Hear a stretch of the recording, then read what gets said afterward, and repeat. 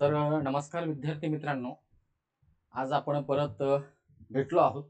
तर आजच्या लेक्चरमध्ये आपल्याला महत्त्वाचं म्हणजे आपण जो हा महत्त्वाचा घटक आहे, समाजशास्त्राचा इतर सामाजिक शास्त्राशी असणारा संबंध, या घटकाच्या अनुषंगाने आपण अगोदरच्या लेक्चरमध्ये दोन जे सामाजिक शास्त्र आहे त्यामध्ये महत्त्वाचं इतिहास असेल, त्याचबरोबर दुसरा जो अर्थशास्त्र होता, ह्या दोन घटकांच्या संदर्भात चर्चा केलेली आहे.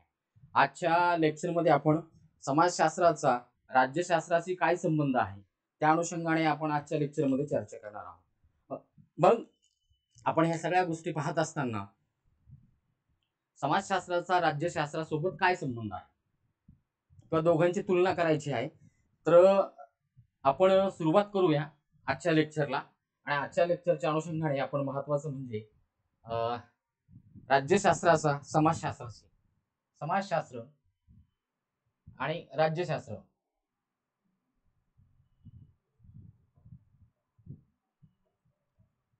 समाजशास्त्र आणि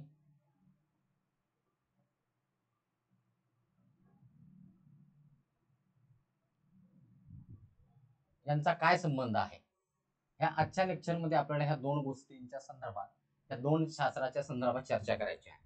तर रेग्युलर मध्ये आपण बघतोय की आपण सुरुवातीला काय करणार आहे, प्रस्तावना आहे. ह्या प्रस्तावनेच्या अनुषंगाने यामध्ये आपल्याला दोन गोष्टींना महत्व करायचं आहे. त्यामध्ये समाजशास्त्राचा अर्थ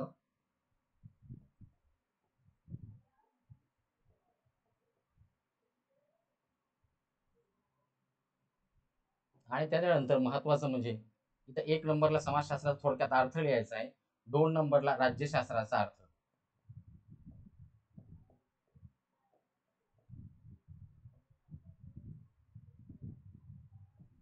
प्रस्तावनेमध्ये आपल्याला ह्या दोन गोष्टींच्या अनुषंगाने थोडक्यात चर्चा करायची आहे. जर प्रश्न विचारलेला असेल की समाजशास्त्र आणि राज्यशास्त्राचा काय संबंध आहे, तर त्या अनुषंगाने आपल्याला दोन गोष्टी महत्वाच्या आहेत. प्रस्तावनेमध्ये समाजशास्त्र म्हणजे नेमकं काय, समाजशास्त्राची आपण अगोदरच व्याख्या केलेली आहे. समाजशास्त्र म्हणजे समाज व्यवस्थेचा शास्त्रीय पद्धतीने अभ्यास करणारं शास्त्र म्हणजे समाजशास्त्र. समाजशास्त्रामध्ये सामाजिक संबंध असेल, सामाजिक समूह असेल, सामाजिक आंतरक्रिया असतील, त्याचबरोबर सामाजिक संस्था असेल, सामाजिक परिवर्तन असेल, सामाजिक समस्या असेल, समाज व्यवस्थेच्या सगळ्या घटकांचा शास्त्रीय पद्धतीने अभ्यास करणारं शास्त्र म्हणजे समाजशास्त्र. हे थोडक्यात तुम्हाला लिहायचं आहे.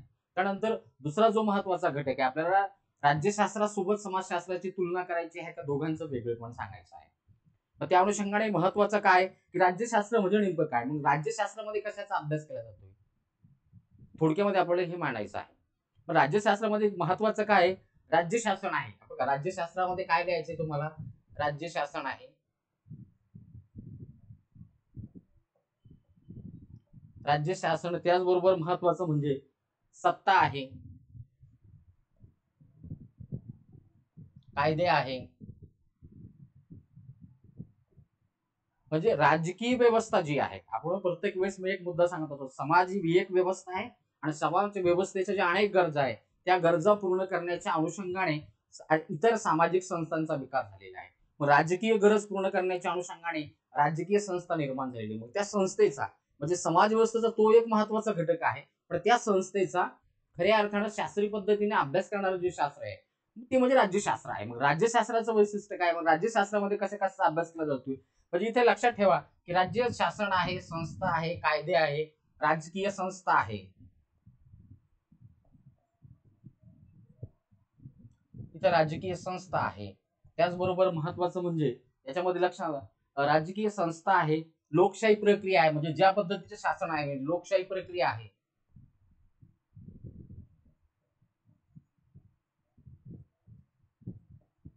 लोकशाही प्रक्रिया आहे. या सगळ्या घटकांचा अभ्यास खऱ्या अर्थानं म्हणजे राजकीय सिद्धांत असतील. एक लक्षात ठेवा,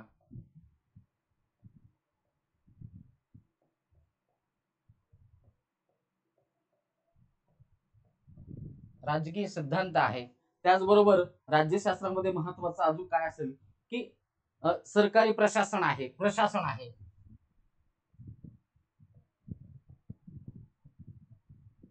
एक लक्षात ठेवा की राज्यशास्त्र म्हणजे नेमकं काय, जी राजकीय व्यवस्था आहे त्या राजकीय व्यवस्थेचा अभ्यास करणारं शास्त्र म्हणजे खऱ्या अर्थानं राज्यशास्त्र आहे. आपण रेग्युलर मध्ये खऱ्या अर्थानं कोणताच म्हणजे एक लक्षात ठेवा, अरिस्टॉटल असेल, प्लेटो असेल, ही जी विचारवंत आहे सॉक्रेटिस पासून खऱ्या अर्थानं ही विचारांची किंवा तत्वज्ञानाची परंपरा चालत आलेली आहे. मग या तत्वज्ञानाच्या परंपरेमध्ये तुमच्या लक्षात येईल की मध्ययुगीन कालखंडामधला जो युरोप आहे, मध्ययुगीन कालखंडामधल्या युरोपला आधुनिकतेकडे नेत असताना खऱ्या अर्थानं बौद्धिक क्रांतीची भूमिका महत्वाची ठरलेली आहे. त्या बौद्धिक क्रांतीने काय केलेलं आहे, जी एक समाज व्यवस्था आहे, या समाज व्यवस्थेमध्ये महत्वाचं काय असेल तर राजकीय व्यवस्थेची महत्वाची भूमिका असते. मग आपण प्राचीन कालखंडापासून जर विचार केला, किंवा इतिहासाचा जर आपण विचार केला, इतिहासामध्ये सुद्धा राजकीय व्यवस्थेचा अभ्यास खऱ्या अर्थाने केला जातो. आपण सहज बोलता बोलता म्हणतो की घराघरामध्ये राजकारण आहे. कोणताच व्यक्ती असा सांगू शकत नाही की राजकीय व्यवस्थेशी माझा काहीही संबंध नाही. एक लक्षात ठेवा, ज्या पद्धतीनं मानव हा समाजशील प्राणी आहे, त्याच पद्धतीनं मानव हा राजकीय प्राणी सुद्धा आहे. तुमच्या प्रत्येक व्यक्तीला एक भूमिका असते. त्या भूमिकेच्या अनुषंगाने माणसाचं वर्तन होत असतं. त्या वर्तनाच्या अनुषंगाने एक लक्षात ठेवा की समाजशास्त्रामध्ये एक संकल्पना आहे. ती संकल्पना आहे माणसाचं सामाजिकरण कसं होतंय. सामाजिकरणाच्या माध्यमातून म्हणजे माणसावरती ज्या मूल्यांचे संस्कार होते, त्या संस्काराच्या माध्यमातून माणसाचं व्यक्तिमत्व बनत चालतं.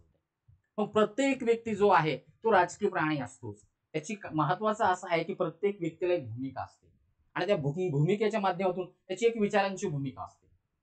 आम्हाला असं वाटतंय की आम्ही फक्त मतदानाच्या प्रक्रियेमध्ये मतदानाचा हक्क बजावला म्हणजे खऱ्या अर्थानं आमचं काम संपलेलं आहे, पण नाही. प्रत्येक व्यक्तीला राजकीय व्यवस्थेच्या संदर्भात एक भूमिका असते आणि त्या भूमिकेला सोबत सरून खऱ्या अर्थानं तो त्याचं वर्तन करत असतो. चार मित्र जर भेटलेले असेल आणि मग राजकीय व्यवस्थेच्या संदर्भात जर चर्चा करायला लागली, तर तुम्हाला सांगतो राजकीय व्यवस्थेच्या संदर्भात चर्चा करत असताना आम्ही त्या व्यक्तीच्या विचारांच्या माध्यमातून आम्ही त्याला खऱ्या अर्थानं विचारधारेच्या अनुषंगाने त्याला एका कप्प्यामध्ये बसवतो. मग आम्ही म्हणतो की हा डाव्या विचारसरणीचा आहे, तो उजव्या विचारसरणीचा आहे. त्याचबरोबर महत्वाचं तो काय मार्क्सवादी विचार करतो, तो आंबेडकरवादी विचार करतो, तो गांधीवादी विचार करतो. ही विचारधारा जी आहे, ही विचारधारा खऱ्या अर्थानं राजकीय व्यवस्थेच्या माध्यमातून निर्माण झालेली आहे. ही समाज व्यवस्था आहे आणि या समाज व्यवस्थेच्या अनुषंगाने राजकीय व्यवस्थेची काय भूमिका असायला पाहिजे. मध्ययुगीन कालखंडामधला युरोप जो आहे, त्या युरोपाच्या इतिहास पाहत असताना आपण खऱ्या अर्थानं प्रबोधनाचा जो कालखंड आहे, त्या प्रबोधनाच्या कालखंडामध्ये आपण काही विचारवंत बघितले होते. त्या विचारवंताच्या माध्यमातून खऱ्या अर्थानं मध्ययुगीन कालखंडामधल्या युरोपला आधुनिकतेकडे नेत असताना दोन गोष्टी महत्वाच्या ठरल्या. त्या दोन गोष्टी म्हणजे नेमकं काय महत्वाचं, धर्मव्यवस्था. एक धर्मव्यवस्था आहे आणि दुसरी महत्वाची म्हणजे राजकीय व्यवस्था. धर्मव्यवस्था आणि राजकीय व्यवस्था या दोन गोष्टीची खऱ्या अर्थानं मध्ययुगीन कालखंडामध्ये चिकित्सा झाली. कारण धर्मव्यवस्थेच्या आधिपत्याखाली राजसत्ता चालायची. धर्मानं सांगितलेलं जे सिद्धांत ते सगळ्याला मान्यच करावं लागायचे. धर्मव्यवस्थेने सांगितलेलं होतं राजा हा ईश्वराचा अवतार आहे, ईश्वरानं पाठवलेला आहे. राजाला विरोध म्हणजे ईश्वराला विरोध आहे. धर्मव्यवस्थेला कोणताही व्यक्ती विरोध करू शकत नव्हता. मग मध्ययुगीन कालखंडामध्ये आधुनिकतेचं म्हणजे प्रबोधनाच्या कालखंडामध्ये ह्या दोन गोष्टींची चिकित्सा व्हायला सुरुवात झाली आणि याच्यामध्ये महत्वाचं म्हणजे राजकीय व्यवस्था. मग रुसो असेल, वाल्टियर असेल, हे जे लोक आहेत, हे जे विचारवंत आहेत, ह्या विचारवंतांनी सगळ्यात महत्वाचं काय राजकीय व्यवस्थेच्या अनुषंगाने सामाजिक कराराचा सिद्धांत सांगितला. सामाजिक कराराचा सिद्धांतच काय म्हणतो, लोकांच्या इच्छेवरती एखादी राजकीय व्यवस्था चालवणं हा सगळ्यात महत्वाचा तो सामाजिक करार केलेला आहे आणि सामाजिक करार मोडण्याचा अधिकार सुद्धा व्यक्तीला किंवा समूहाला आहे.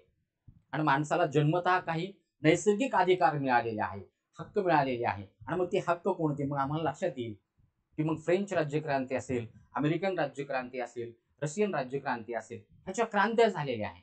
ह्या क्रांत्याच्या माध्यमातून राजकीय भूमिका कोणती असायला पाहिजे, राजकीय व्यवस्थेचं उद्दिष्ट काय असायला पाहिजे. आणि मग राजकीय व्यवस्थेचा उद्दिष्टाचा जर विचार केला, समाज व्यवस्थेमध्ये परिवर्तन आणि समाज व्यवस्थेतल्या प्रत्येक घटकांचा विकास. आम्ही लक्षात ठेवा की आम्ही काय म्हणतो, भारतीय समाज व्यवस्थेचा, भारतीय राजकीय व्यवस्थेचा जर विचार केला आम्ही, तर आम्ही एक वाक्य प्रत्येक वेळेस बोलत असतो की भारतीय लोकशाहीचं उद्दिष्ट काय आहे, स्वातंत्र्य असेल, समता असेल, बंधुता असेल, सामाजिक न्याय आहे आणि सगळ्यात महत्वाचं शेवटला उद्दिष्ट काय असेल तर मानवी प्रतिष्ठा आहे. आम्हाला काय आहे, आम्हाला कल्याणकारी राज्य निर्माण करायचं आहे. मग कल्याणकारी राज्य निर्माण केव्हा होणार आहे, मग समाज व्यवस्थेमधल्या प्रत्येक घटकांना न्याय मिळाला पाहिजे, त्याला प्रतिष्ठा मिळायला पाहिजे.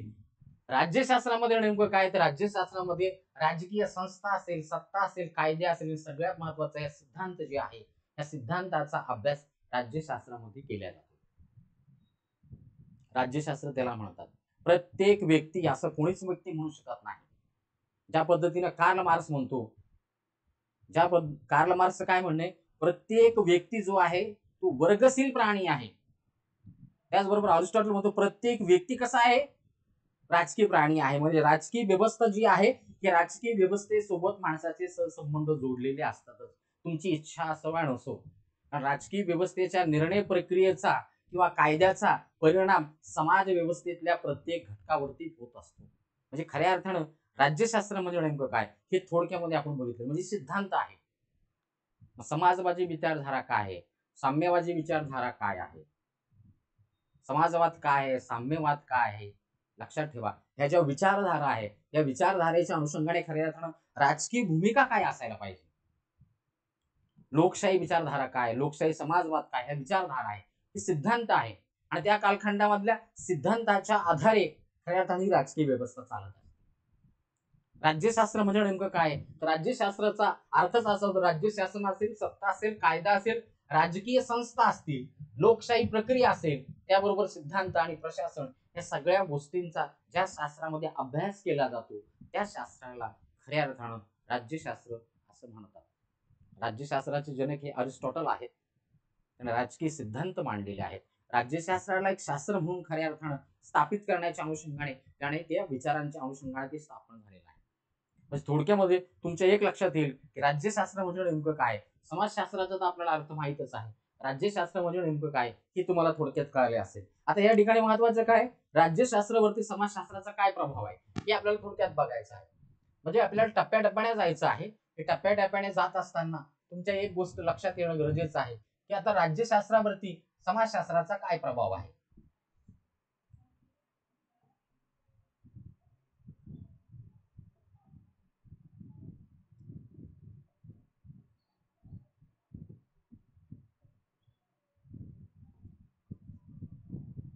प्रभाव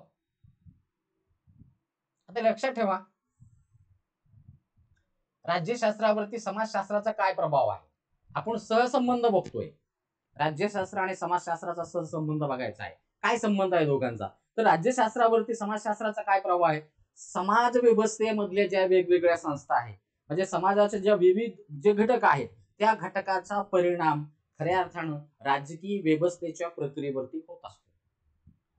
मग समाजशास्त्र कशाचा अभ्यास करतोय, मग या ठिकाणी महत्वाचं असेल आपण भारतीय समाजाच्या धर्म असेल, धर्म आहे, इथं जात आहे, त्याचबरोबर महत्वाचं काय असेल, धर्म आहे, जात आहे,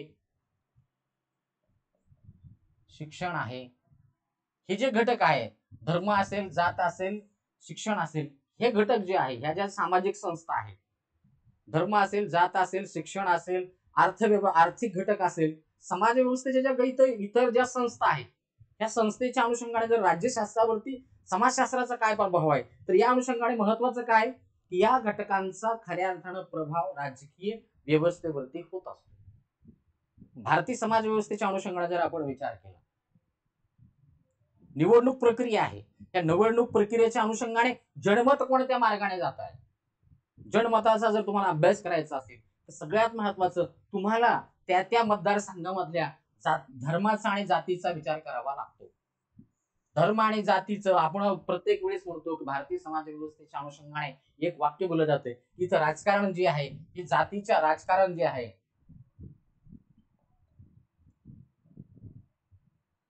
राजकारणाचा आधार जर म्हटलं, आधार भारतीय राजकारणाचा आधार जर आपण जर बघितला तर तुम्हाला धर्म आणि जात आहे. धर्म आणि जातीच्या आधारावरती राजकारण केले जाते. कोणता उमेदवार निवडून येऊ शकतो. आजही भारतीय समाज व्यवस्थेच्या अनुषंगाने तुम्हाला जर राजकीय विश्लेषण करायचं असेल तर त्या राजकीय विश्लेषणामध्ये तुम्हाला धर्म व्यवस्थेची चिकित्सा करावी लागते. धर्माची लोकसंख्या किती आहे, त्यानंतर कोणत्या जात, प्रत्येक विभागामध्ये कोणती ना कोणती जात ही प्रभावशाली आहे आणि त्या प्रभावशाली जातीचं खऱ्या अर्थानं राजकीय निर्णय प्रक्रियेमध्ये किंवा मतदारामध्ये खऱ्या अर्थानं परिणाम म्हणजे परिवर्तन होत असतं, तर त्याचा परिणाम होत असतो. म्हणजे जो उमेदवार असेल, ज्या जातीचा असेल, त्या अनुषंगाने खऱ्या अर्थानं इथं महत्वाचा काय असेल तो परिणाम होत असतो.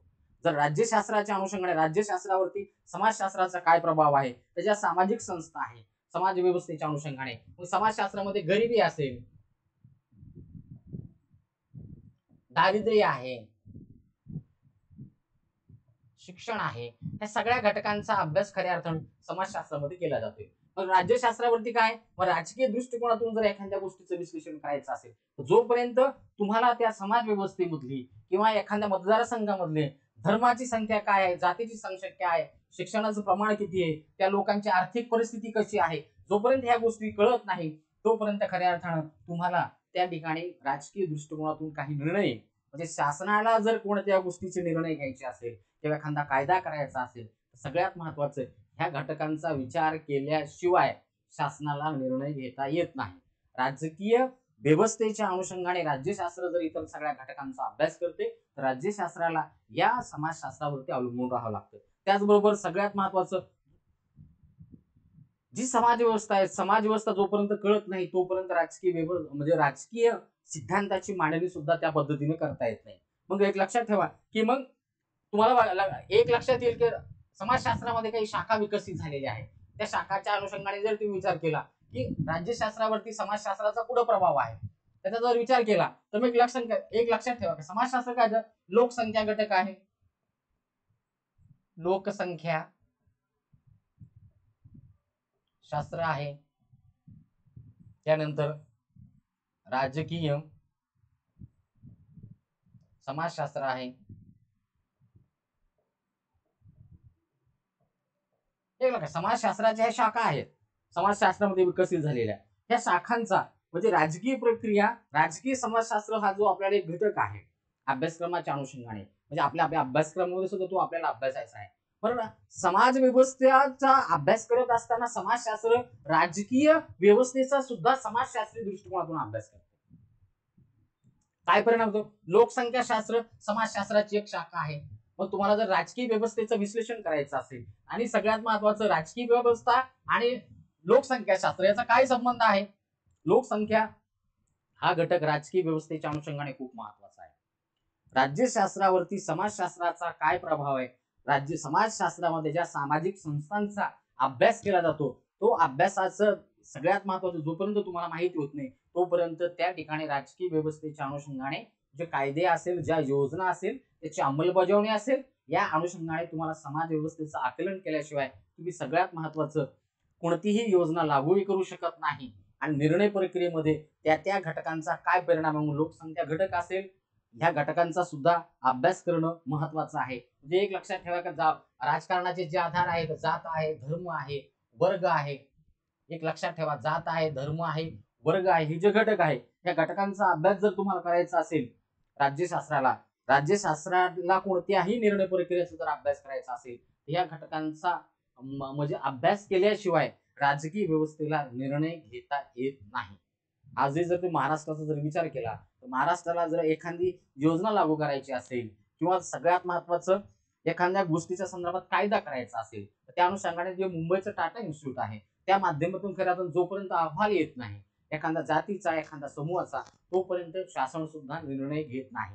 आणि मग एखाद्या समूहाचा जर अभ्यास करायचा असेल, त्या समूहाची आर्थिक परिस्थिती जाणायची असेल, मग त्या जात असेल, धर्म असेल, पंथ असेल, या सगळ्या गोष्टींचा खऱ्या अर्थानं अभ्यास केल्याशिवाय निर्णय प्रक्रिया त्या समूहाच्या संदर्भात घेत असताना या सगळ्या गोष्टींचा विचार करावा लागतो. अशा पद्धतीनं राज्यशास्त्रावरती समाजशास्त्राचा प्रभाव आहे. त्यानंतरचा दुसरा महत्वाचा घटक काय आहे की समाजशास्त्रावरती राज्यशास्त्राचा काय प्रभाव आहे.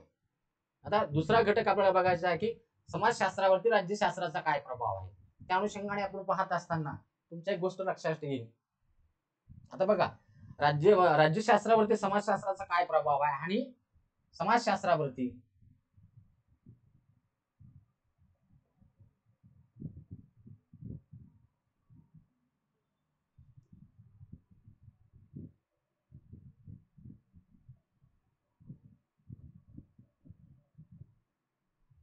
राज्यशास्त्राचा प्रभाव.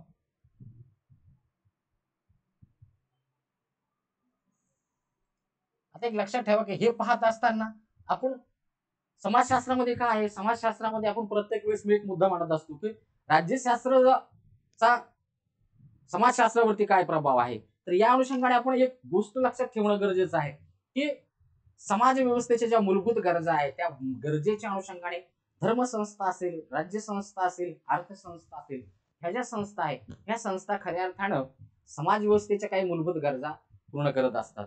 मग आपण एक लक्षात ठेवा की आपण राज्याचं स्वरूप, शासनाचं स्वरूप काय आहे, राज्याचं स्वरूप कसं आहे, शासनाचं स्वरूप कसं आहे, म्हणजे समाजशास्त्रावरती राज्यशास्त्राचा काय प्रभाव, शासनाचं स्वरूप काय आहे, स्वरूप त्यानुसार खऱ्या अर्थानं समाज व्यवस्था असते. मग इथं काय आहे, लोकशाही आहे, लोकशाही आहे, एकाधिकारशाही म्हणजे हुकुमशाही, साम्यवाद म्हणजे शासन प्रणाली कशा स्वरूपाची आहे. आम्ही खऱ्या अर्थानं लोकशाही समाजवाद स्वीकारलेला आहे.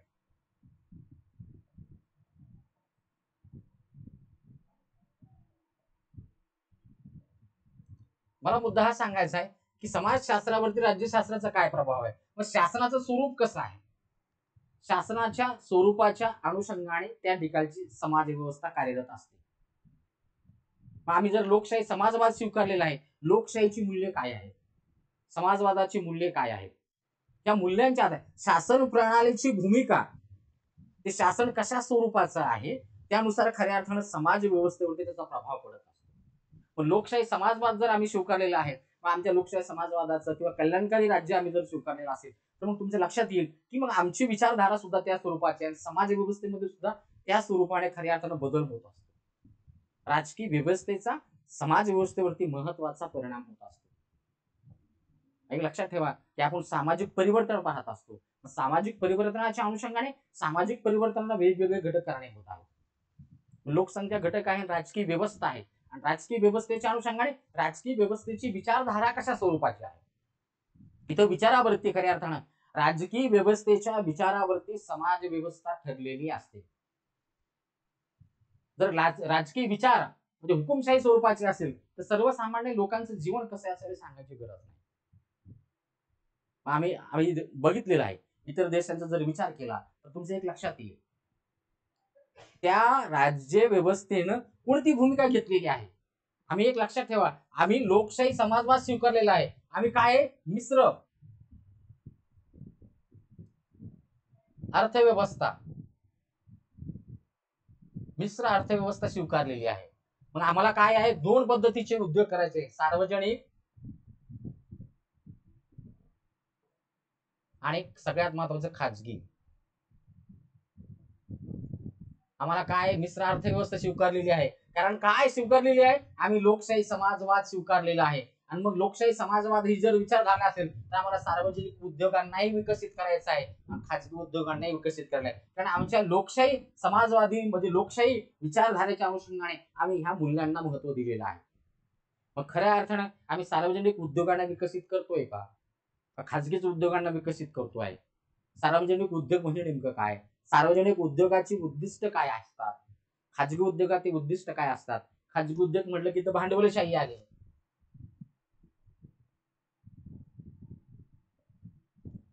भांडवलशाही आली. समाजवाद काय म्हणतोय, समाजवाद खऱ्या अर्थानं सार्वजनिक जे उद्योग आहे यांना विकसित करा म्हणतो. समाज व्यवस्थेतल्या ज्या व्यक्ती आहेत त्यांच्या मूलभूत गरजा पूर्ण करणं ही शासनाची जबाबदारी आहे. आणि त्या मूलभूत गरजा पूर्ण करण्याच्या अनुषंगाने लोकांना सगळ्यात महत्वाचं काम देणं, श्रमाला किंमत देणं हे सुद्धा शासनाची जबाबदारी आहे. त्याच्या प्रत्येक व्यक्तीच्या हाताला काम देण्याची जबाबदारी शासनाची आहे. त्याच्या मूलभूत गरजा जर पूर्ण करायच्या असेल तर त्याचं सगळ्यात महत्वाचं काय असेल तर त्या व्यक्तीचं काय दरडोई उत्पन्न वाढणं गरजेचं आहे. दरडोई उत्पन्न केव्हा वाढू शकतो आपण, तर सगळ्यात पहिला प्रश्न असा आहे की त्याच्या हाताला काम देणं गरजेचं आहे. आम्हाला दरडोई उत्पन्न वाढवायचं आहे, लोकांचं जीवनमान उंचवायचं आहे. आणि मग हे जर सगळ्या गोष्टी करायच्या असतील तर सगळ्यात महत्वाचं कोणत्या गोष्टींना महत्व दिले गेलं पाहिजे हेही आम्हाला कळणं गरजेचं आहे. आम्ही लोकशाही समाजवाद स्वीकारलेला आहे. मुद्दा महत्वाचा असा आहे, समाजशास्त्रावरती राज्यशास्त्राचा प्रभाव काय, शासनाचं स्वरूप ज्या पद्धतीनं असेल त्या पद्धतीनं खऱ्या अर्थानं ही झाली समाज व्यवस्था असते. आणि मग राज्य व्यवस्था ज्या पद्धतीची आहे त्या पद्धतीची जर समाज व्यवस्था आहे, मग राज्यशास्त्र हे खऱ्या अर्थानं राजकीय व्यवस्थेचा अभ्यास करणार आहे. त्या अनुषंगाने म्हणजे सामाजिक जीवन समजण्यासाठी राजकीय व्यवस्था करणं गरजेचे आहे. लोकशाही आम्ही स्वीकारलेली आहे. मग लोकशाहीचं काय, मग आम्ही जेव्हा बघतोय आम्ही लोकशाही स्वीकारलेली आहे आणि या लोकशाहीच्या अनुषंगाने आम्हाला दोन गोष्टी महत्वाच्या आहे. बघा, या ठिकाणी तुम्हाला एक लक्षात ठेवा, आम्ही लोकशाही समाजवाद स्वीकारलेला आहे. पण लोकशाही समाजवाद स्वीकारत असताना परंपरागत जी समाज व्यवस्था आहे,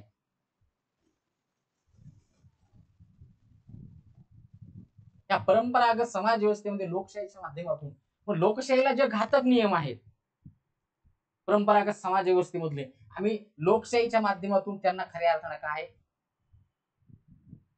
समाज व्यवस्थेच्या विकासाला अडथळा आणणाऱ्या ज्याही परंपरा आहेत, आम्ही त्या परंपरा समाज व्यवस्थेमधून प्रतिबंध त्यावरती घातलेला आहे. मला सांगितलं लोकशाही म्हणजे काय आहे. लोकशाहीमध्ये परिवर्तन घडून आणत असताना समाज व्यवस्थेमध्ये परिवर्तनाच्या अनुषंगाने जर विचार केला, संरचनात्मक बदल जो आहे समाज व्यवस्थेमध्ये हा संत गतीने होत असतो. सामाजिक परिवर्तन हे संत गतीने होत असतं.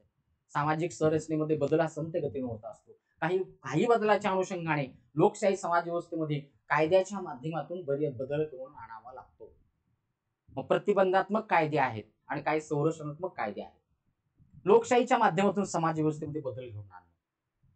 समाजशास्त्रावरती राज्यशास्त्राचा काय प्रभाव आहे, ते खऱ्या अर्थानं समाज व्यवस्थेमध्ये होणारं परिवर्तन, समाज व्यवस्था जी आहे त्या समाज व्यवस्थेच्या व्यक्तींच्या जीवनमानाचा दर्जा कशावरती अवलंबून आहे, शासनाचं ज्या पद्धतीनं स्वरूप असते त्या पद्धतीने आहे. समाज व्यवस्था जर आपल्याला जाणून घ्यायची असेल, राजकीय व्यवस्थेच्या अनुषंगाने ती समाज व्यवस्था कोणत्या विचारधाराची आहे त्या घटकांचा अभ्यास समाजशास्त्राला केल्याशिवाय खऱ्या अर्थानं समाज व्यवस्थेचा सर्वांगीण दृष्टिकोनातून अभ्यास होत नाही. त्यानंतर सामाजिक परिवर्तनाचे जे कायदे आहे याचा सुद्धा अभ्यास. मग राज्यशास्त्रामध्ये जे कायदे केले जातात, मग प्रत्येक कायद्याचे एक उद्दिष्ट ठरलेलं आहे आणि त्या उद्दिष्टाच्या अनुषंगाने समाज व्यवस्थेमध्ये बदल घडत असतो. समाजशास्त्रावरती राज्यशास्त्राचा प्रभाव अशा पद्धतीने आहे. राजकीय व्यवस्था आणि समाज व्यवस्था या दोघी एकमेकावरती अवलंबून आहे. समाज व्यवस्थेला स्थिर ठेवण्याचं काम म्हणजे अगोदरच्या कालखंडामध्ये खऱ्या अर्थानं अगोदर नियंत्रण जी व्यवस्था आहे, नियंत्रण व्यवस्था जी आहे या नियंत्रण व्यवस्थेच्या अनुषंगाने एक लक्षात येईल की म्हणजे परंपरागत समाज व्यवस्थेमध्ये काय आहे, धर्माचं नियंत्रण होतं आणि मग आधुनिक समाज व्यवस्थेच्या अनुषंगाने कायदा आहे. कायद्याच्या म्हणजे कायदे जे असतात ह्या कायद्याच्या माध्यमातून समाज व्यवस्थेमध्ये नियंत्रण ठेवल्या जातं. आता त्या कायद्याचं पालन कोण कशा पद्धतीनं करतं ते सुद्धा खऱ्या अर्थानं जनमतावरती आधारित असतं. अशा पद्धतीनं थोडक्यामध्ये समाजशास्त्राचा आणि राज्यशास्त्राचा काय संबंध आहे, ते वेगळे कसे आहे, सगळ्यात महत्वाचं समाज व्यवस्थेचा सर्वांगीण दृष्टिकोन अभ्यास करणारं शास्त्र म्हणजे समाजशास्त्र आहे. आणि राजकीय व्यवस्थेचा समाजशास्त्रामध्ये आणि राज्यशास्त्रामध्ये फरक सुद्धा तुम्हाला पाहायला मिळेल. तो महत्वाचा म्हणजे राज्यशास्त्राचा अभ्यास हा सीमित आहे, राजकीय व्यवस्थेचाच अभ्यास केला जातो. समाजशास्त्र जे समन्वयात्मक दृष्टिकोनातून समाज व्यवस्थेचा अभ्यास करतं आणि त्याच्यानंतर मग आम्हाला परत या ठिकाणी शेवटचा मुद्द्याला यावं लागतं, ते म्हणजे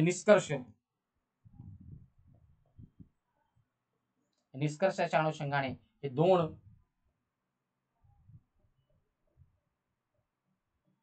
दोन वेगवेगळी सामाजिक शास्त्र आहेत आणि याच्यामध्ये परस्पर संबंध आहे.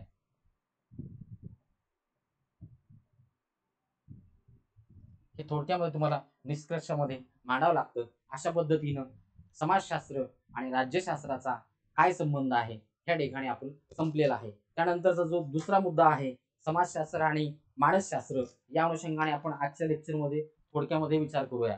आता समाजशास्त्र आणि मानसशास्त्र एक लक्षात ठेवा की आपण टप्प्याटप्प्याने चाललोय. आपण पहिला इतिहास बघितला, इतिहास झाल्याच्या नंतर अर्थशास्त्र बघितलेलं आहे, अर्थशास्त्र झाल्याच्या नंतर आपण राज्यशास्त्र आजच्या लेक्चरमध्ये बघितलेले आहे. त्याच्यानंतर चौथं शास्त्र आहे ते म्हणजे मानसशास्त्र. मानसशास्त्राच्या अनुषंगाने आपण आजच्या लेक्चरमध्ये चर्चा करूया. या ठिकाणी सुद्धा महत्वाचं काय की तुम्हाला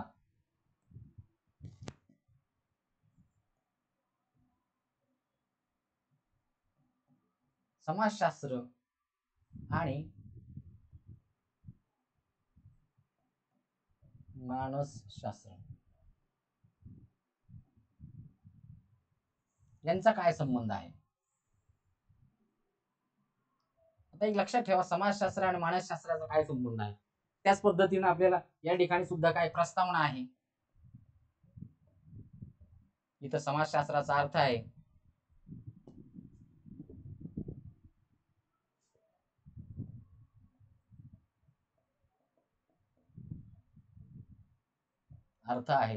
त्यानंतर मानसशास्त्राचा अर्थ.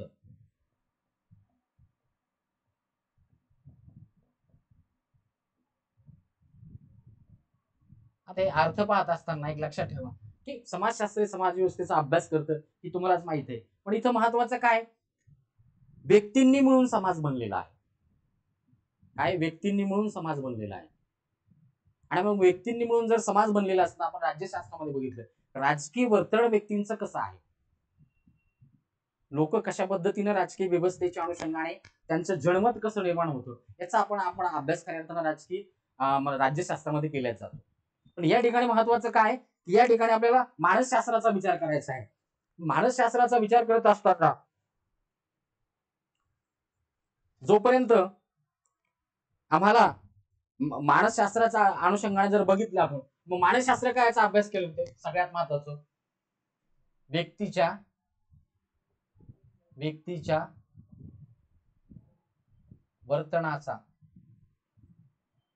अभ्यास शास्त्रीय पद्धतीने करणारं शास्त्र म्हणजे आपण खऱ्या अर्थाने मानसशास्त्राला गृहीत धरला जातो. मग व्यक्तीचं वर्तन असेल, मग या ठिकाणी काय, ज्या पद्धतीने समाजशास्त्रामध्ये कुटुंब संस्था आहे, धर्मसंस्था आहे, अर्थसंस्था आहे, जाती व्यवस्था आहे, वर्ग व्यवस्था आहे, शिक्षण संस्था आहे, या ज्या समाज व्यवस्थेच्या गरजा पूर्ण करणाऱ्या ज्या संस्था आहेत त्यांचा शास्त्रीय पद्धतीने अभ्यास करतो. मग मानसशास्त्र काय, मानवी वर्तनाचा अभ्यास करतो. माणसाचं मन आणि बुद्धी, इथं महत्वाचं काय, मन आहे आणि बुद्धी आहे. मनाचा अभ्यास मानसशास्त्रामध्ये मनाचा अभ्यास केला जातो. या ठिकाणी महत्वाचं काय, मग वेगवेगळ्या संकल्पना आहे. मग या ठिकाणी मग बोध आहे, भावना आहे, प्रेरणा आहे, ह्या मानसशास्त्रामधल्या संकल्पना आहे. बोध आहे, भावना आहे, प्रेरणा आहे, त्याचबरोबर महत्वाचं काय असेल, बुद्धिमत्ता आहे.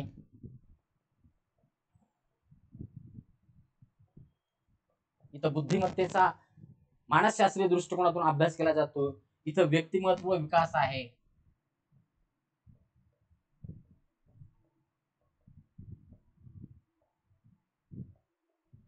ह्या ज्या संकल्पना आहे, बोध आहे, भावना आहे, प्रेरणा आहे, बुद्धिमत्ता आहे, त्याचबरोबर व्यक्तिमत्व विकास आहे, ह्या सगळ्या घटकांचा खऱ्या अर्थानं मानसशास्त्रीय दृष्टिकोनातून अभ्यास मानसशास्त्रामध्ये केला जातो.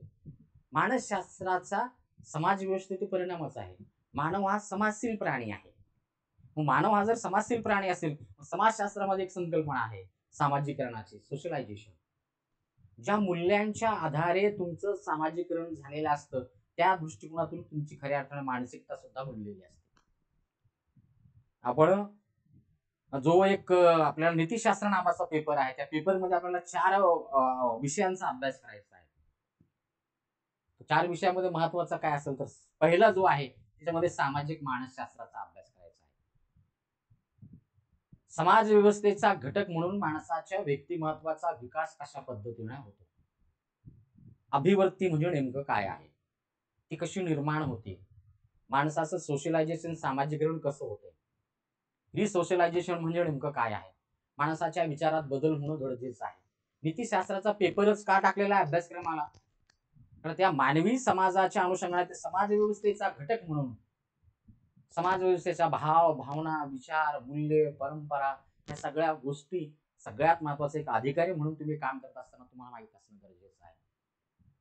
मानसशास्त्रामध्ये या सगळ्या गोष्टींचा अभ्यास केला जातो. माणसाचं वर्तन एक लक्षात ठेवा, व्यक्ती बोलत असताना म्हणजे इथं भावना असेल, प्रेरणा असेल, बोध असेल, बुद्धिमत्ता असेल, व्यक्तिमत्व विकास असेल, माणूस ज्या पद्धतीनं ज्या घटकांच्या माध्यमातून म्हणजे व्यक्तिमत्वाचा विकास का होतो, मग व्यक्तिमत्वाच्या विकासामध्ये पहिला प्रभाव हा कुटुंबाचा असतो, दुसरा प्रभाव महत्वाचा म्हणजे शेजाऱ्याचा असतो, तिसरा प्रभाव हा समवयस्करी गटाचा असतो, चौथा प्रभाव हा शिक्षण संस्थेचा असतो. पाचवा प्रभाव हा सोशल मीडिया असेल, इलेक्ट्रॉनिक मीडिया असेल, प्रिंट मीडिया असेल, तुम्ही काय अभ्यासता, कोणतं साहित्य वापरता, या सगळ्या गोष्टींचा सुद्धा माणसाच्या व्यक्तिमत्वाच्या विकासामध्ये महत्वाची भूमिका असते. ज्या पद्धतीनं तुमचं सामाजिकरण झालेलं असतं त्याच पद्धतीनं तुम्ही समाज व्यवस्थेचा एक घटक म्हणून तुमचं वर्तन असतं. मानसशास्त्रामध्ये ह्या घटकांचा अभ्यास केला जातो. मानसशास्त्र काय आहे? सगळ्यात महत्वाचं मानवी वर्तनाचा अभ्यास करणारं शास्त्र म्हणजे माणसाच्या व्यक्तीच्या मानसिक प्रक्रियेचा. एक लक्षात ठेवा की व्यक्तीची काय मानसिक प्रक्रिया आहे.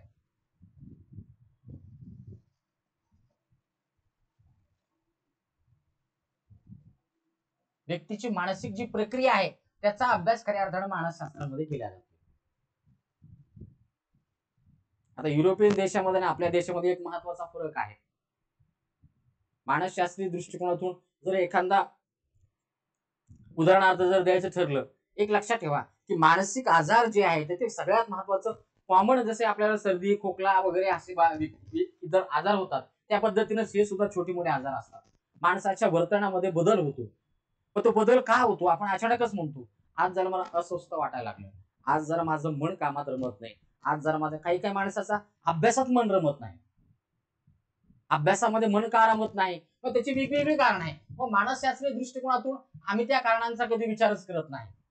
आम्ही काय विचार करत नाही? कारण आजही आमच्या देशामध्ये मानसोपचार तज्ञाकडे जायचं म्हटलं की आपण बघा, लक्षात ठेवा व्यक्तिमत्वाचा विकास, मानसोपचार तज्ञाकडे जायचं म्हटलं की आम्ही त्या माणसाला वेगळ्या पद्धतीने बघतो. मानसशास्त्रीय दृष्टिकोनातून सुद्धा व्यक्तीला आजार असू शकतो. असे 32 प्रकारचे आजार आहेत. तुमची बॉडी लँग्वेज कशी आहे, तुम्ही बोलत असताना तुमच्या चेहऱ्याचे हावभाव कसे होतात, या सगळ्या गोष्टींचा परिणाम तुमच्या मानसिकतेच्या आधारावरती होत असतो. तुमच्या मनाच्या प्रक्रियेमध्ये कोणती प्रक्रिया चाललेली आहे, तुम्ही काय विचार करता, तुमचा अभ्यासामध्ये मन लागत नाही. मानसिक दृष्टिकोनातून कधीच आम्ही त्या गोष्टीचा विचार करत नाही. मानसशास्त्रामध्ये महत्वाचं काय असेल, मानसिक प्रक्रियाचा अभ्यास केला जातो. मानसिक प्रक्रिया युरोपियन देशामध्ये तसं नाही. युरोपियन देशामध्ये प्रत्येक कुटुंबाला एक सायकियाट्रिस्ट ठरलेला आहे. थोडं त्यांना अस्वस्थ वाटायला लागलं की ते त्याकडे जाऊन सगळ्यात सल्ला घेतात. आणि सगळ्यात महत्त्वाचा तो एक आजार आहे, तो आजार असू शकतो, प्रत्येकामध्ये असू शकतो, सवयीच्या भागातून सुद्धा असू शकतो, पण आम्ही त्या गोष्टीचा कधीच विचार करत नाही. आम्ही जर एखाद्या मानसशास्त्रज्ञाकडे जर जायला लागलो, दवाखान्यात जर गेलो, लोक म्हणतात तो वेगळा झाला. त्याचं सुद्धा पुनर्वसन, त्यावरती सुद्धा खऱ्या अर्थानं विज्ञान इतकं विकसित झालेलं आहे की माणसाच्या अनुषंगाने मानसिक जे आजार आहे त्या मानसिक आजारावरती सुद्धा तुम्ही जर उपाययोजना जर चांगल्या पद्धतीने केल्या तर माणूस लवकर बरा होऊ शकतो. बऱ्याचशा लोकांना हेच गोष्टी कळत नाही, माझ्यासोबत असं का घडतंय. मानसशास्त्र माणसाच्या मानसिक प्रक्रियेचा अभ्यास करणारं शास्त्र आहे. मग तुमच्या भावना असेल, प्रेरणा असेल, बुद्धिमत्ता असेल, व्यक्तिमत्व विकास असेल, या सगळ्या गोष्टींचा जो आहे अभ्यास खऱ्या अर्थानं मानसशास्त्रामध्ये केला जातो. आणि मग माणसाच्या वर्तनाचा जो आहे, माणसाच्या वर्तनामध्ये मानसिकतेच्या अनुषंगाने परिणाम होतो. आणि मग समाजशास्त्र काय आहे, बघ हे वर्तनाचा अभ्यास करतोय. आणि समाजशास्त्र महत्वाचं काय, वर्तनावरती कोणत्या सामाजिक घटकांचा परिणाम होतो. इथं वर्तन आहे, हे वर्तन घडतं आहे, पण हे घडतं काय, सगळ्यात महत्त्वाचं वर्तन का घडतंय, मग सामाजिक जे घटक आहे, सामाजिक घटकाचा माणसाच्या वर्तनावरती परिणाम होत असतो. इथं वर्तनाचा अभ्यास आहे, समाजशास्त्र सामाजिक घटकांचा अभ्यास करतो. कोणते सामाजिक घटक जबाबदार आहे तुमचं वर्तन बदलण्यामध्ये. तुम्ही अभ्यास करताय, तुम्ही ठरवलेलं आहे, तुमचं गोल ठरलेलं आहे, मला ही राज्य सेवा परीक्षा पासच व्हायचं आहे, हे ठरवलेलं आहे तुम्ही, पण अचानक तुमच्या वर्तनामध्ये बदल होतो.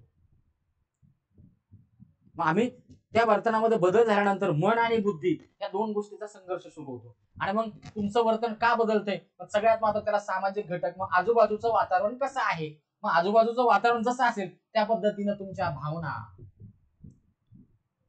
भावना जागृत होतात. मग भावनेला जागृत करणारी प्रेरणा कोणी दिलेली आहे, हे कारण आहे. या कारणाच्या माध्यमातून भावना जागृत होतात. भावना जागृत झाल्या, सगळ्यात महत्त्वाचं तुमच्या वर्तनावरती परिणाम होतो. छोट्या छोट्या गोष्टी आहेत. एखाद्या वेळेस तुम्हाला अचानक डलनेसपणा वाटायला लागतो, अभ्यास करावासा वाटत नाही, मन लागत नाही, तुम्ही म्हणता बी आज आज कसं काय वाटायला लागलेलं आहे. पण कार्यकारण संबंधाच्या अनुषंगाने त्याच्या जर तुम्ही खोलात गेला, सिग्मंड फ्राईडने या संदर्भात खूप व्यापक दृष्टिकोनातून मानसशास्त्रामध्ये त्या काही संकल्पना मांडलेल्या आहेत. आपण ज्या वेळेस खऱ्या अर्थानं नीतिशास्त्राचा अभ्यास करणार आहोत, नीतिशास्त्राचा पेपर जेव्हा बघणार आहोत, त्या पेपरमध्ये तुम्हाला ह्या गोष्टी बघाव्या लागतील. निर्णय प्रक्रियेवरती तुमच्या मानसिकतेचा सुद्धा किती परिणाम होतो. ज्या पद्धतीने तुमची मानसिकता असेल त्या पद्धतीने निर्णय प्रक्रियेमध्ये सुद्धा सगळ्यात महत्वाचा तुमच्या मानसिकतेचा परिणाम तुम्हाला दिसायला लागतो. मानसशास्त्र ह्या सगळ्या घटकांचा अभ्यास करते. मग मानसशास्त्रावरती समाजशास्त्राचा पुढे प्रभाव आहे ते थोडक्यात बघूया. म्हणजे मानसशास्त्रावरती समाजशास्त्राचा प्रभाव.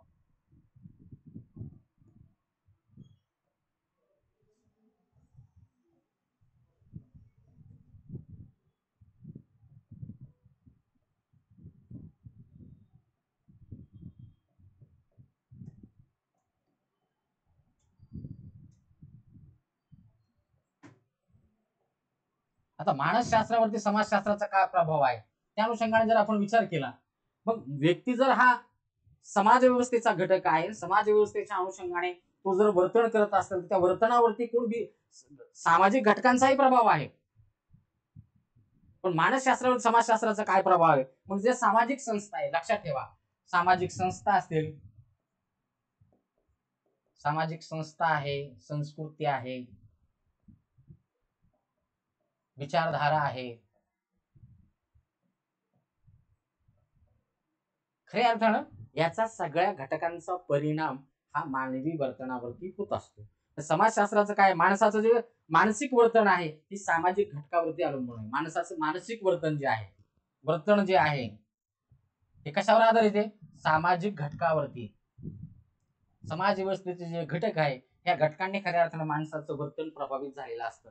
त्याचबरोबर महत्वाचं काय, मानवी वर्तनाचा हेतू समजून घ्यायचा असेल, एखाद्या माणसाचं वर्तन कसं असं कशा पद्धतीने घडते हे जर तुम्हाला समजून घ्यायचं असेल तर सामाजिक तथ्याची म्हणजे एम.आय. दर्खिम यांनी जे सामाजिक तथ्याची संकल्पना मांडलेली आहे त्या संकल्पनेच्या आधारे खऱ्या अर्थाने तुम्ही मानवी वर्तन समजून घेऊ शकतो. मग या ठिकाणी तुमच्या एक लक्षात येईल की मीडनं व्यक्तिमत्वाच्या माणसाचं जे व्यक्तिमत्व आहे, मीडनं जो सिद्धांत मांडलेला आहे, व्यक्तिमत्व विकासाचा जो सिद्धांत मांडलेला आहे त्यावरती मीडनं जो सिद्धांत मांडलेला आहे, मीडनं तो नंतर आपल्याला बघायचा आहे.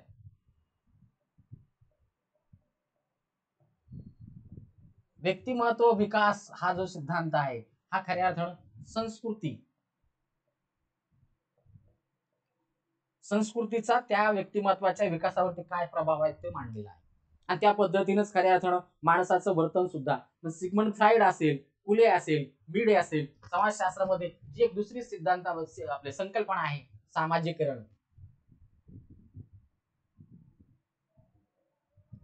ही जी सामाजिकरणाची संकल्पना आहे किंवा व्यक्तिमत्व विकासाची संकल्पना आहे त्याचा समाजशास्त्रामध्ये सुद्धा अभ्यास केला जातो आणि मानसशास्त्रामध्ये सुद्धा अभ्यास केला जातो. सामाजिकरणामध्ये वेगवेगळ्या घटकांच्या माध्यमातून माणसाच्या व्यक्तिमत्वाचा विकास कसा होतो आणि ज्या घटकांचा व्यक्तीवरती प्रभाव असतो त्या पद्धतीनेच त्या व्यक्तीचं वर्तन सुद्धा असतं. मानसशास्त्राला मानस व्यक्तीच्या वर्तनाचा जर अभ्यास करायचा असेल तर सगळ्यात महत्वाचं ज्या सामाजिक संस्था आहेत, जी मूल्य व्यवस्था आहे, जी संस्कृती आहे, जी समाजाची विचारधारा आहे, तिकडचा धर्म कशा स्वरूपाचा आहे, या सगळ्या घटकांचा अभ्यास केल्याशिवाय मानसशास्त्र व्यक्तीच्या वर्तनाचा अभ्यास त्याला त्या पद्धतीने करता येत नाही. तुम्ही जर एखाद्या सायकिस्ट्रीकडे जर गेले तर सगळ्यात तो पहिला प्रश्न असा विचारतो, तो तुमची हिस्ट्री अभ्यास, तुमचं शिक्षण कुठं झालेलं आहे, तुमच्या आजूबाजूचं वातावरण कसं आहे, तुम्हाला मित्र कशा स्वरूपाचे आहे. मानसिकतेवरती जर आघात झाला तर त्या आघाताच्या अनुषंगाने त्याची पार्श्वभूमी जाणून घेणं गरजेचं आहे. आणि मग पार्श्वभूमी कशी निर्माण झालेली आहे, मग तो कोणत्या सामाजिक परिस्थितीमधून आलेला आहे, आणि ते सामाजिक घटक माणसाच्या वर्तनावरती प्रभाव पाडत असतात. आणि मग जोपर्यंत हे तुम्हाला कळत नाही तोपर्यंत तुम्ही माणसाच्या वर्तनाचा खऱ्या अर्थानं विश्लेषण करू शकत नाही. मानसशास्त्रावरती समाजशास्त्राचा असा प्रभाव आहे. तुम्ही अभ्यास करताय तर अभ्यास करत असताना व्यक्तिमत्वाच्या अनुषंगाने जर विचार केला तर तुमच्या एक लक्षात येईल की तुम्ही अभ्यास करत असताना सामाजिकरणाच्या माध्यमातून सांगितलं वातावरण आजूबाजूचं कसं आहे, तुम्ही म्हणता रूम मध्ये अभ्यास करायच्या ऐवजी जर कधी खऱ्या अर्थाने रिडिंग मध्ये जाऊन अभ्यास केला तर अभ्यासाला गती येते. काय येते गती? कारण आजूबाजूचं जे वातावरण आहे त्या वातावरणाच्या अनुषंगाने तुम्हाला ती प्रेरणा मिळते. मित्र मित्र चर्चा करतात, तो म्हणतो आज माझा 4 घंटे अभ्यास झाला, आज माझा हा घटक पूर्ण झाला. ही माणसाला प्रेरणा मिळते. वर्तन करण्याच्या अनुषंगाने प्रेरणा. मानसशास्त्रामध्ये महत्वाचं प्रेरणा हा कारण घटक आहे. तो तुम्हाला खऱ्या अर्थानं वर्तन करण्याला खऱ्या अर्थानं फोर्स करत असतो. तुम्हाला कुठेतरी अभ्यास करण्याच्या अनुषंगाने सुद्धा स्पर्धक बी असावा लागतो आणि प्रेरणाही असावी लागते. समाजशास्त्राचा मानसशास्त्रावरती काय परिणाम आहे? जोपर्यंत तुम्हाला संस्कृती असेल, सामाजिक संस्था असेल, कुटुंब, तुम्ही कोणत्या कुटुंबातून आलेला आहे, कुटुंब व्यवस्था, कुटुंब व्यवस्था कशी आहे, त्या कुटुंब व्यवस्थेची विचारधारा कशी आहे, त्या अनुषंगाने तुमचं वर्तन घडत असतं. संस्कृतीचा अर्थच असा होतो, भौतिक संस्कृती आहे, भौतिक संस्कृती आहे, मूल्य आणि परंपरा. ज्या मूल्य व्यवस्थेतून तुम्ही आलेला आहात, कुटुंबाची ज्या पद्धतीची परंपरा आहे त्या पद्धतीने तुम्ही सुद्धा विचार करता. मानसशास्त्रावरती समाजशास्त्राच्या अशा पद्धतीनं थोडक्यामध्ये म्हणजे ज्या मानसशास्त्रामध्ये काही संकल्पनाचा सामाजिकरण असेल, त्यानंतर व्यक्तिमत्व विकास असेल, त्या घटकांचा अभ्यास केला जातो. त्याच घटकांचा अभ्यास समाजशास्त्रामध्ये सुद्धा केला जातोय. पण मानसशास्त्रावरती समाजशास्त्राचा प्रभाव काय असेल? तुम्हाला मानसशास्त्रीय दृष्टिकोनातून मानवी वर्तनाचा जर अभ्यास करायचा असेल, तर धर्मसंस्था काय आहे, कुटुंब संस्था कशी आहे, सांस्कृतिक मूल्य कशी आहे, विचारधारा कशी आहे, या सगळ्यामध्ये मानवी वर्तनावरती खऱ्या अर्थानं सामाजिक घटकाचा प्रभाव होतो आणि त्याला प्रभावित होऊनच खऱ्या अर्थानं प्रत्येक माणसाचे वर्तन होत असतं. मानसशास्त्राचा अभ्यास करत असताना त्या छोट्या गोष्टी आम्हाला सुद्धा तुम्ही त्या गोष्टीचा जर विचार केला, मुळापर्यंत जाऊन विचार केला की माझं वर्तन असं का घडते, अभ्यासात माझं मन का लागत नाही, कुठून प्रेरणा मिळते, चुकीचं प्रेरणा मिळत नाही, भावना का आमच्या निर्माण होतात.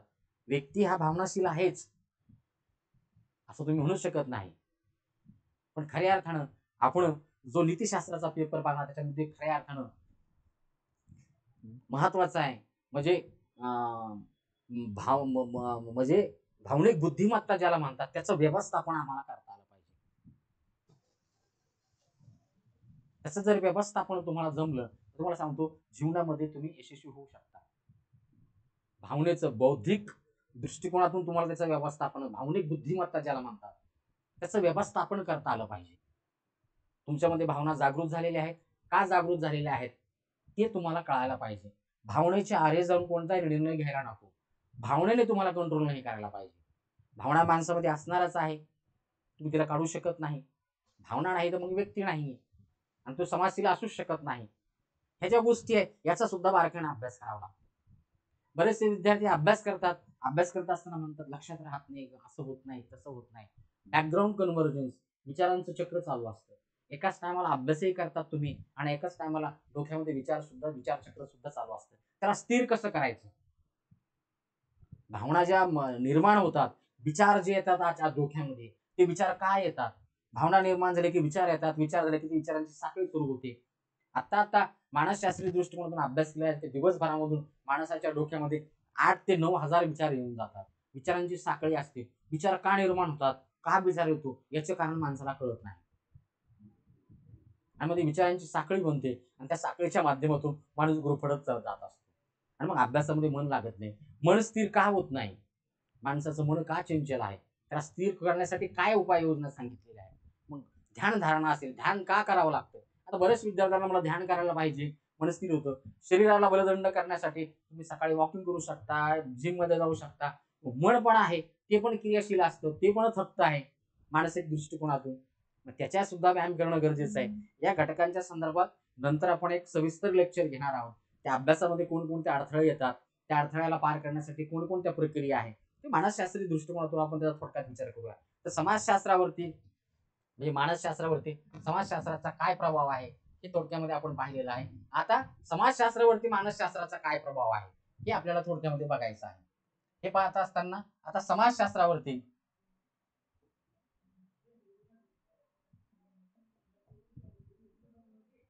मानसशास्त्राचा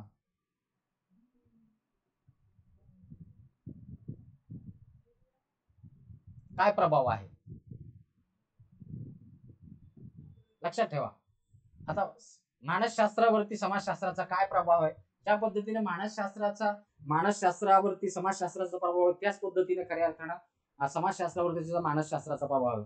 म्हणजे व्यक्तीच्या मानसिक प्रक्रियेचा आणि व्यक्तीची मानसिक प्रक्रिया, इथं मानसिक प्रक्रिया आहे,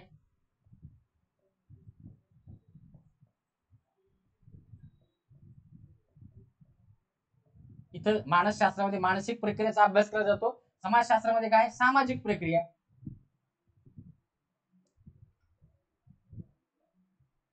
सामाजिक क्रिया आहे. इथं काय महत्वाचं, सामाजिक क्रियांचा अभ्यास केला जातो.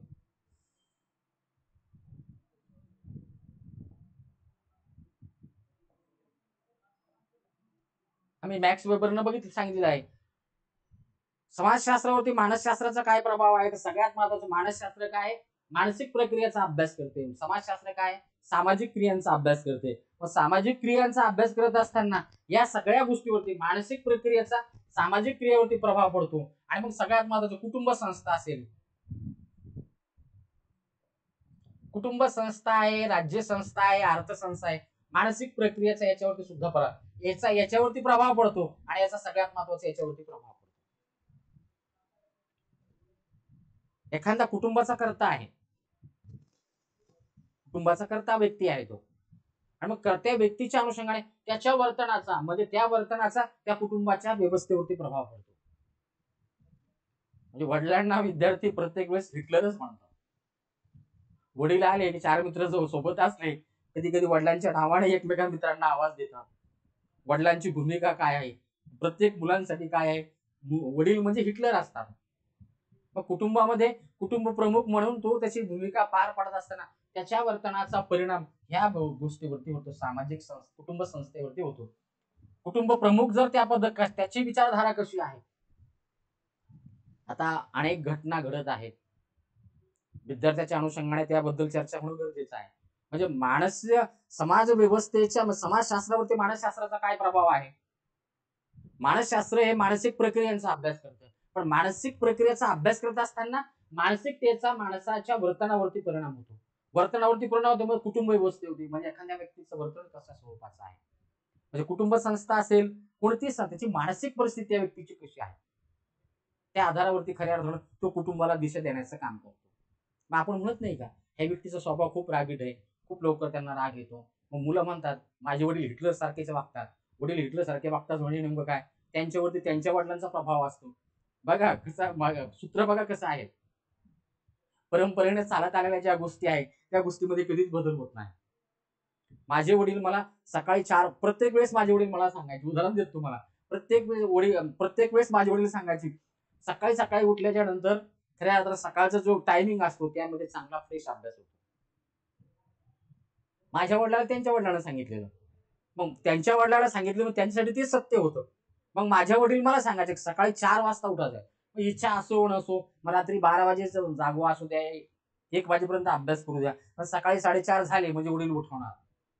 उठवल्याच्या नंतर अर्धी झोप डोळ्यातच असणार, इच्छा असो नसो.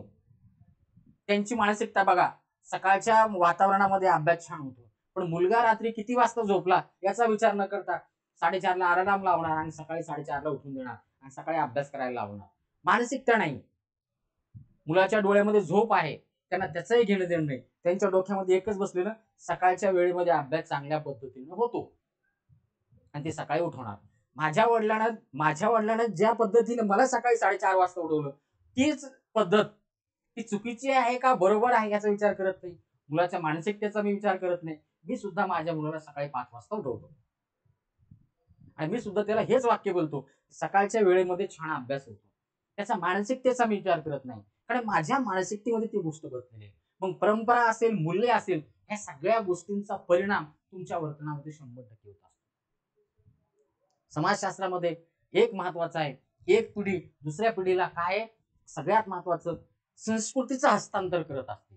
संस्कृती हा जर घटक आपण अभ्यासणार आहोत, संस्कृती काय आहे, संस्कृती एका पिढीकडून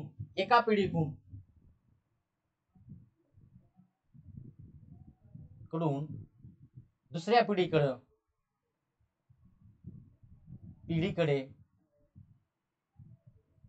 हस्तांतरित होते.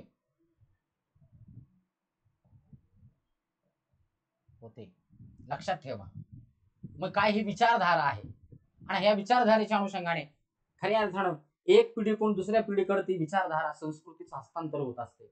मानसशास्त्राचा समाजशास्त्रावरती काय परिणाम आहे, सगळ्यात महत्वाचं संस्कृतीच्या माध्यमातून जी मानसिकता बनलेली असते त्या मानसिकतेचा कुटुंब संस्थेवरती सुद्धा प्रभाव पडतो. मग ज्यावेळेस आम्हाला अभ्यास करायचा असतो, कुटुंब संस्था असेल, धर्मसंस्था असेल, समाज व्यवस्थेमधल्या कोणत्याही सामाजिक समस्येचा अभ्यास करत असताना जो संशोधक आहे, या संशोधकाला ह्या गोष्टीचा सुद्धा मानसशास्त्रीय दृष्टिकोनातून त्या लोकांची मानसिकता कशी बनलेली आहे व ती कोणत्या विचारधारेच्या प्रभावाखाली आहे, त्यानंतर धर्मव्यवस्थेचा विचार काय आहे, शिक्षण कशा स्वरूपाचं आहे, या सगळ्या घटकांचा अभ्यास, त्यांच्या मानसिकतेचा अभ्यास करून खऱ्या अर्थानं तुम्ही त्या समस्येच्या मुळापर्यंत जाऊ शकता. अशा पद्धतीनं व्यक्तीच्या सामाजिक क्रिया असेल, या सगळ्या घटक जाणून घ्यायचा असेल तर सगळ्यात महत्वाचं तुम्हाला मानसिक दृष्टिकोनातून सुद्धा विचार करावा लागतो. असं थोडक्यामध्ये समाजशास्त्राचा मानसशास्त्रावरती, मानसशास्त्राचा समाजशास्त्रावरती काय प्रभाव आहे हे आपण थोडक्यामध्ये पाहिलेलं आहे. आणि मग इथं परत शेवटच्या टप्प्याला दोन शास्त्र जी आहे ही वेगळी वेगळी कशी आहे, की सगळ्यात महत्वाचं मानसिक वर्तनाचा अभ्यास हा खऱ्या अर्थानं मानसशास्त्रात केला जातोय. आणि मग निष्कर्ष जे आहे या ठिकाणी परत हे दोन वेगवेगळी शास्त्र आहे, वेगळी शास्त्र आहेत, ते कशाचा अभ्यास करते तुम्हाला सांगायचं आहे. आणि मग परस्पर संबंध सांगायचा, संबंध थोडक्यामध्ये तुम्हाला विश्लेषण करायचं असतं. अशा पद्धतीनं थोडक्यामध्ये मानसशास्त्राचा आणि समाजशास्त्राचा काय संबंध आहे या अनुषंगाने आम्ही सविस्तरपणे म्हणजे थोडक्यामध्ये चर्चा केलेली आहे. सामाजिक मानसशास्त्र जे आहे, सामाजिक मानसशास्त्र, सामाजिक मानसशास्त्र,